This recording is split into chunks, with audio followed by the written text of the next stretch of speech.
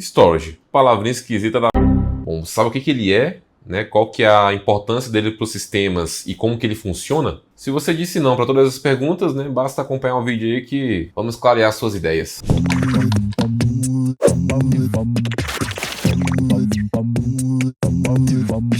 Olá senhores, bem-vindo ao canal DBA Sincero, eu sou o Harrison Ford e nesse vídeo a gente vai falar um pouco sobre armazenamento, né? O nosso famoso storage. Bom, como a gente pode ver aqui, já é o 7º item aqui da nossa certificação, certo?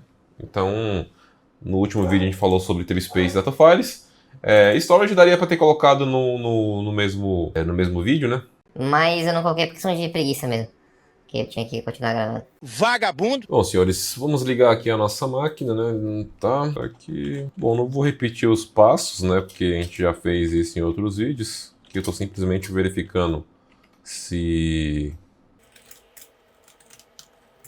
o ambiente está no ar. Não tá. Então vamos colocar aqui. O banco estava fora, né? Como é esperado após um restart, né? Então vamos subir. Aqui a gente está com o ambiente no ar. Então, voltando aqui na questão da certificação. Então, a gente vai tratar aqui sobre storage, beleza? E aqui a gente já está na parte de documentação. Logo de cara na documentação, a gente vai ver que tem 3 partes aqui. Temos uma parte mais introdutória, uma parte aqui mais de gerenciamento de instâncias e group disks e tal, né? Que não cabem para esse vídeo nesse momento. Nesse momento a gente fica com a parte mais introdutória, que é o que basicamente vai ser cobrado na certificação. Né? Essa certificação primeira ela é mais, digamos, conceitual, né? E a segunda tem mais prática, tem uma cobrança maior de conteúdo, então a gente precisa ver esses itens todos antes da próxima, né? Para essa, vamos ficar na parte introdutória. E aí cabe dizer o seguinte, a gente tem 2 tipos já de cara de armazenamento, né? Storage, no caso, quando a gente trabalha com Oracle, você pode colocar ele em File System, que é justamente o que a gente está fazendo aqui. Se a gente for olhar o nosso banco, vamos colocar assim, Data Files from Data Files. A gente lembra essa view, a gente já usou bastante, né? Pô, essa coluna também não existe. Aqui, ó, é file name, na verdade. Vou colocar assim, copia, ó, select, file name, que é o 2 from, não vai. Beleza, aqui a gente pode observar que a gente já tem já alguns data files que a gente criou no último vídeo, né? Temos aquele de um big file, né? No caso, temos um adicional de undo. E temos um outro de dados também. E os padrões do próprio banco, né? A partir do momento que você cria ele, né? Por padrão ele já vem com de sistema, né? Os 2 de sistema, undo e usuário. Temos também como observar os nossos temp files, né? Só recapitulando. Vamos colocar aqui dba temp files. Devemos ter 2 também. Temos 4 no caso, né? Temos os que adicionamos. Porque no último vídeo a gente adicionou 2, é isso mesmo. Na verdade a gente adicionou 3, né? No último vídeo. Então, por padrão ele vai ter esse temp 01, beleza? Então, como a gente adicionou outros, né? Temos aqui também. Mas voltando, como eu estava falando, né? A gente tem 2 tipos de gerenciamento de armazenamento, né? De storage, no caso, no Oracle. A gente tem como armazenar em File System.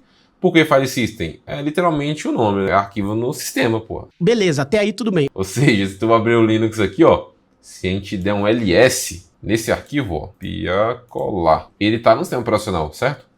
O que isso significa na prática? Que a gente tem acesso em todos esses arquivos File System, né, direto do SO. Né? O SO que faz o gerenciamento do arquivo. Esse é o primeiro tipo e o tipo menos profissional, vamos dizer assim, quando você usa Oracle. Né? O mais comum mesmo em ambiente produtivo é você utilizar o ASM. A gente ainda não criou nenhum ambiente com ASM, né? Vamos criar posteriormente, mas já vamos adiantar aqui o assunto, certo? Então, pessoal, aqui a gente tem a parte introdutória mesmo, né, do ASM, que é o que a gente vai tratar aqui. Temos aqui os tópicos principais, né, justamente do ASM, para tu entender os conceitos dele, né, e o conceito de administração dos disk groups, né. O que são os disk groups? Quando você tem um gerenciamento pelo ASM, você pode criar, seria algo em torno, assim, seria um diretório virtual, digamos assim, certo? Então, como a gente pode ver, ó, no caso do File System, a gente tem aqui o arquivo no SO, beleza? E aqui a gente tem um diretório, tem uma pasta aqui, /tmp nesse caso, né? Nesse aqui é o /opt, é a raiz, né? A pasta principal. Se você estivesse utilizando um ASM nesse banco aqui, seria a mesma forma, só que aí você teria, em vez de ter um diretório do sistema operacional, você teria um diretório em que o ASM gerencia. No caso, você teria uma pasta do ASM, né? Seria mais alguma coisa, será mais Por exemplo, né, mais data, barra, data files, entendeu? Seria algo nesse sentido aqui, ó. Data files, table space, ponto. Geralmente não é DBF não, vou colocar aqui só para exemplificar, para manter o padrão aqui, né? Geralmente ele fica sem extensão lá o arquivo. Ou a que você definir também, né? Quando você faz uma conversão, enfim, de banco. Mas só explicando conceitualmente, caso você tivesse esse mais data, por exemplo, seria um disk group, né? Então esse é um conceito importante que a gente vai ver bastante, né? Já estou meio que só antecipando aqui o conteúdo que a gente vai ver com mais profundidade depois, certo? Então, beleza. Vamos descer aqui a documentação. Aqui tem a parte novos recursos, né? A gente também não vai entrar muito no detalhe, até porque eu não vi muita diferença, não, nessa parte de ASM. Aqui ele fala muito de LUN, né, por exemplo. Né? A LUN é o disco físico mesmo que você vai utilizar no teu SO. Por quê? Isso aqui é um conceito importante, porque quando você vai configurar, por exemplo, um banco no File System, você obviamente já tem você jogar os arquivos diretamente no SO, né?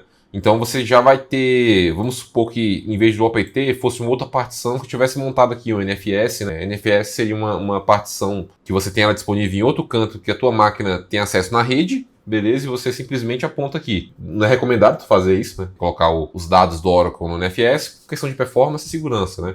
Principalmente. Mas é possível. Mas, geralmente tu disponibiliza o disco mesmo lá na máquina, né?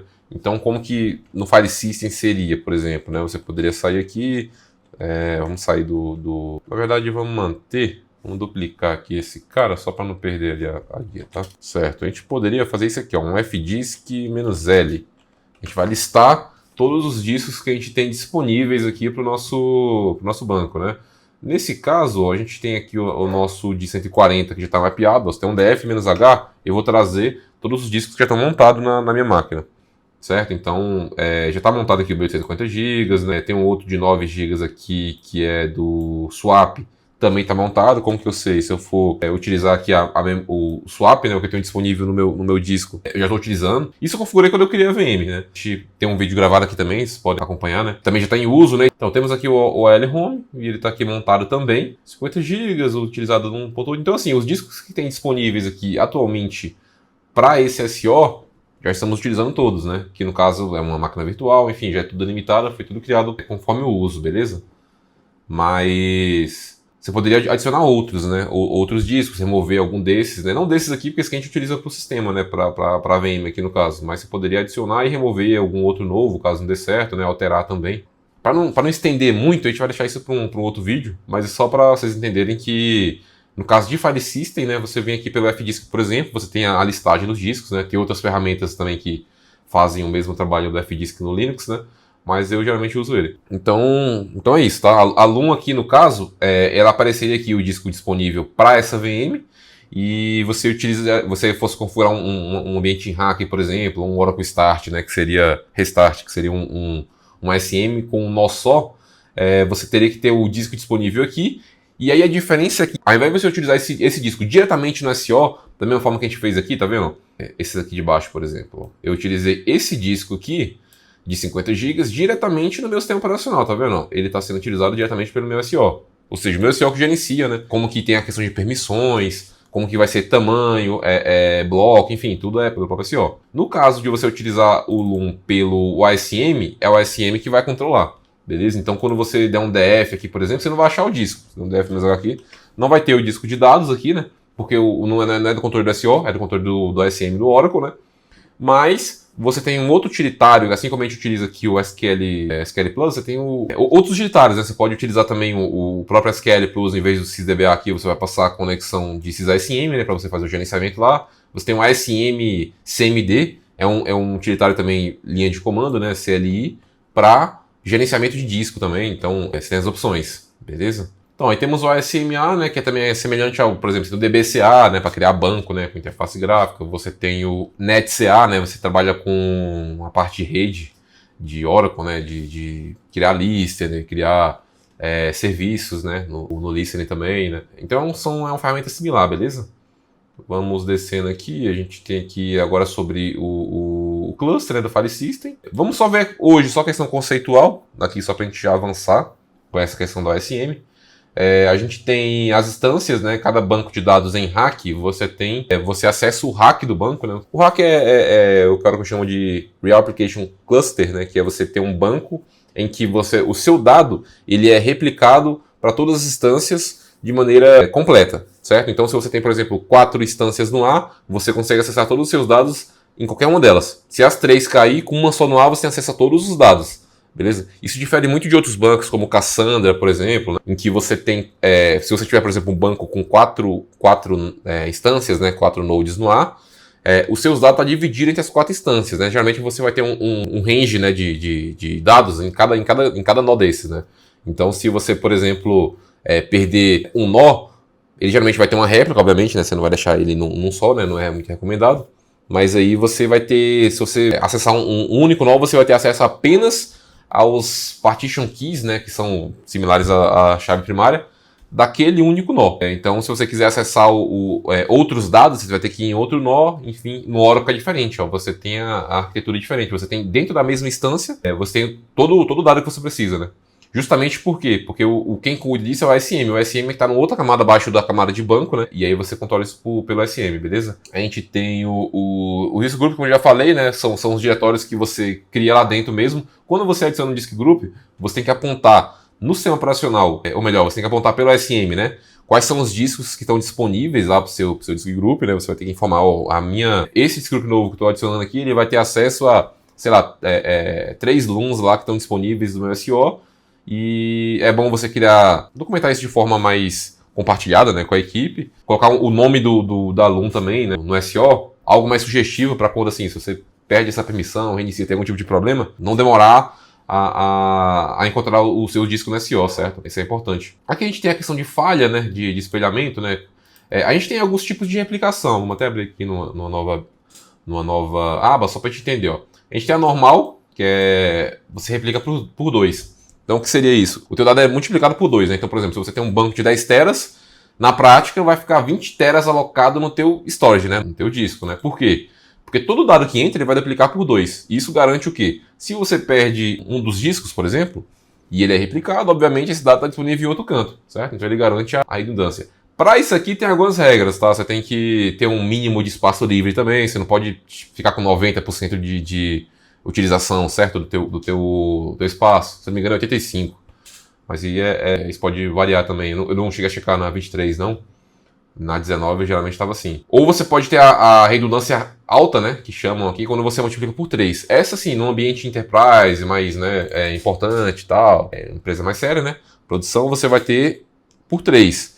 Mesma lógica, se você tem 10 teras de banco de dados, na prática, lá no teu SO, ele vai estar utilizando 30 teras, beleza? E então ele faz o espelhamento, né, por 3 vezes, então ele vai sempre multiplicar por 3. Item externo, né? Esse aqui geralmente é para teste, quando você não quer utilizar espelhamento nenhum. Nesse caso aqui, ele não tem nenhum espelhamento de RAID, né? Então você vai sempre, se você tem 10 teras de banco, vai ser os mesmos 10 lá, só que é aquela questão, perdeu algum disco, alguma coisa, você ferrou o banco, né? Perdeu o teu DB. Beleza? Então, é basicamente isso, né? A parte de espelhamento. Vamos voltar lá onde a gente estava. Bom, se esse conteúdo está sendo útil, está te ajudando no teu crescimento profissional, né? Então, assim, se inscreve aí, compartilha aí e comenta caso tenha alguma dúvida, caso tenha deixado passar algum ponto. Aqui os discos ASM, né? São os que a gente utiliza, né? Nos nossos disk groups, né? Vamos olhar também mais profundamente aqui, ó. Aqui ele vai trazer mais ou menos como que você aloca, né? Os volumes lógicos.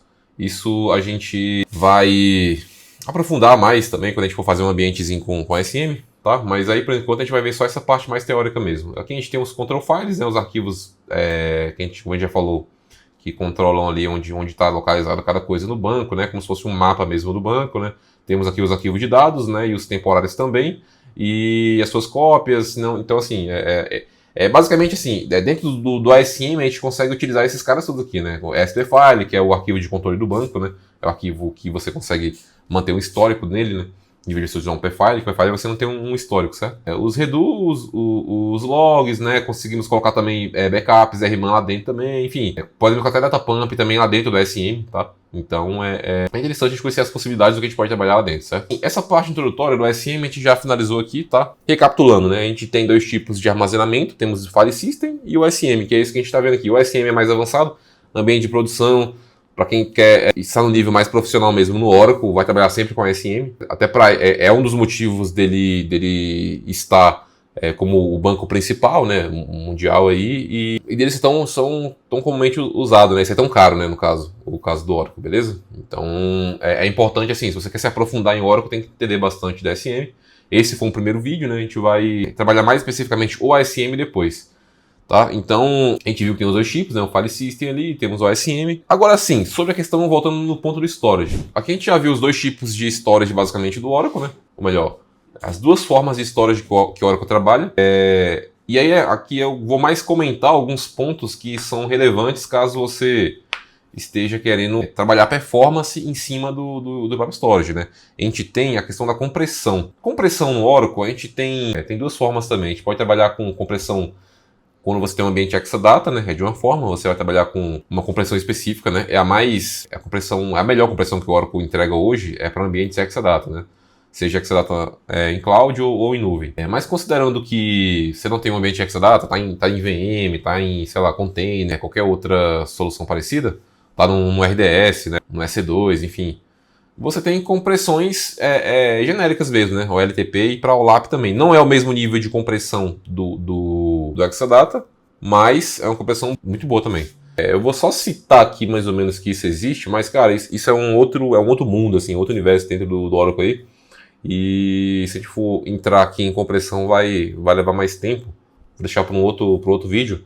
Mas assim, adiantando o conteúdo, né? Você pode comprimir tabelas, você pode comprimir a tabela de seus índices, né? Você pode comprimir backups também. Às vezes você tem problema de storage, você tem o seu RMAN e você tem um banco, sei lá, que ele está alocando muito mais storage do que você tem disponível, né? E assim você não consegue armazenar uma janela que seria interessante para a auditoria da sua empresa, né? Enfim, você pode trabalhar também a compressão do Oracle com backups RMAN também. E também no outro tipo de backup. Beleza? Assim, geralmente os utilitários vai ter uma ferramenta. No caso do RMAN, você pode até definir o nível de compressão. Pode colocar um nível mais baixo, um mais alto, né? E ele vai te trazer um número assim, entre 0 e 1 lá, o nível de compressão que ele está utilizando.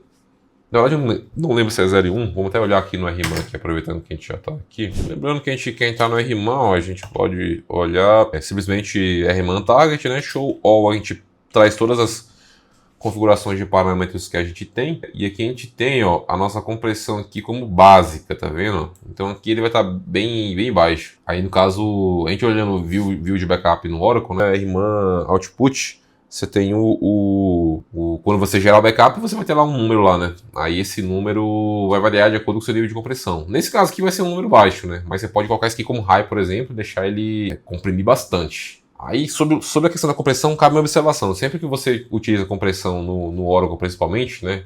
E os outros SSBD que eu já trabalhei também, eu percebi isso, né? Sim, você está trocando armazenamento por processamento. Não existe almoço grátis na tecnologia, né? Se você quer reduzir o espaço do banco, você vai aumentar a CPU. Então, se é o seu caso, está sobrando processamento, né? E está faltando armazenamento, o que não faz sentido hoje em dia, porque o processamento é muito mais caro do que armazenamento, né? Você pode adicionar disco muito mais fácil do que você adiciona processador e memória, por exemplo, né? Mas se esse for o seu caso, você pode, né, você sempre recorrer à compressão. Uma outra questão também é o particionamento, né? Quando você tem uma tabela muito grande, vamos supor que você tem uma tabela com 10 bilhões de registros, né? Você fazer a leitura e escrita nela, começa a ficar ruim, né? Seus processos não vão performar bem, né? Então você pode particionar ela, você cria, sei lá, 100 partições aí de 1 milhão, por exemplo, né? Porque assim, também não é recomendado tu ter uma tabela com mais de 1 bilhão de registros num banco relacional, né?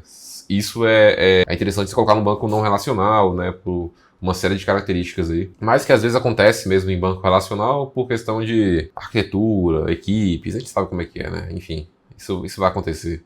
Mas não deveria ser o certo, né? Infelizmente. Então a gente viu a parte. Aí compressão também, particionamento é interessante, né? E uma outra questão também, só para fechar a questão de storage, assim, o uso de índices. É sempre bom estar acompanhando, né? Quais são os índices mais utilizados. Se eles realmente são utilizados, você consegue monitorar isso no teu banco, né? Se você tem índices em uso, porque é um uso desnecessário de storage também, né? Se você tem, dependendo de como está o seu índice, se você tem uma tabela que tem 10 colunas, né?